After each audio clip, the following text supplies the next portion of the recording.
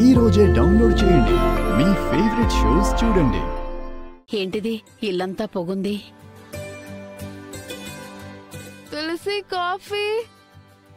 ఈరోజు తెల్లవారక ముందే దీపం వెలిగించిందే.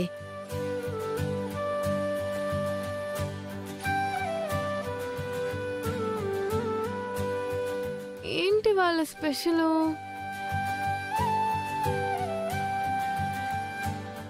కీర్తి, ఏంటి వాళ్ళ మీ ఇంట్లో ఏదైనా ఫంక్షన్ ఉందా?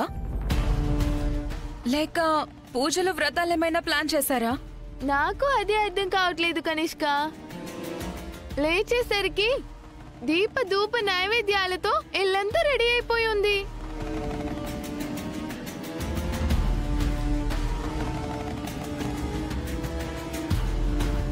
కిచెన్ లో కూడా స్మెల్ వస్తుంది.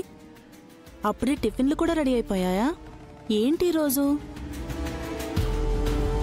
వదినా, ఏంటిదంతా? విషయం ఏమన్నా నీకు తెలుసా? మనలో మనం మాట్లాడుకోవడం దేనికి? దాన్నే పిలుద్దాం. తులసి,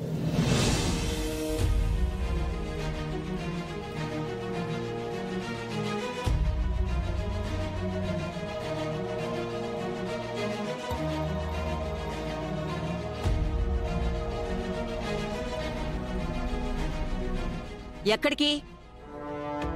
నిన్నే అడిగేది. వేళాపాలా లేకుండా పళ్ళన్నీ ఆపేసి ఎక్కడికి రయ్యమని బయలుదేరావు? ఇంతలా అడుగుతున్నా నోరు విప్పట్లేదు అంటే చెప్పాలని లేదా, లేక చెప్పకూడని విషయమా? అదేం లేదమ్మా,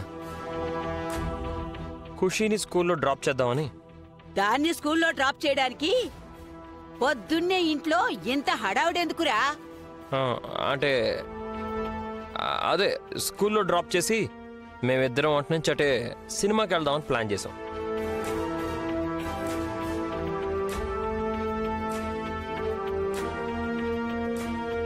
సినిమాకా?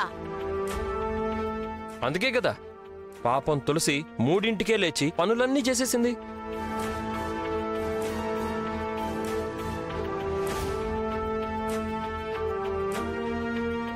ఎక్కడికి బయలుదేరుతున్నావు అని అడుగుతున్నారు. జాబ్ అని చెప్పేస్తాను. వద్దు, నువ్వు అలా చెప్పేస్తే వాళ్ళు గొడవ చేస్తారు. తర్వాత నీకు ఈ ఆఫీస్ ఉండదు, ఖుషీకి స్కూల్ ఉండదు.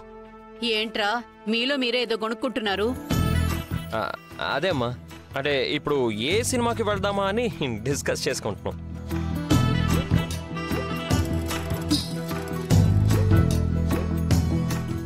కీర్తి, నువ్వేమైనా సజెస్ట్ చేస్తావా? ఇక్కడేదో జరుగుతోంది. అయినా మీకు ఇంట్లో పనులన్నీ అయిపోయాయి కదా, ఇంకా మాతో ఏం పని? భార్యాభర్తలం అలా సరదాగా తిరిగి వస్తాం.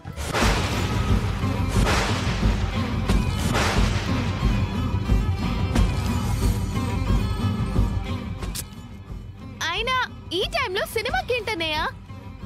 సినిమా అంటే సినిమా ఒకటేనా? దానికి ముందు పార్కులు, ఐస్ క్రీమ్లు, షాపింగ్లు, అబ్బో ఎన్నుంటాయి. కొత్తగా పెళ్ళైన వాళ్ళం, ఆ మాత్రం కూడా లేకపోతే ఎలా చెప్పండి?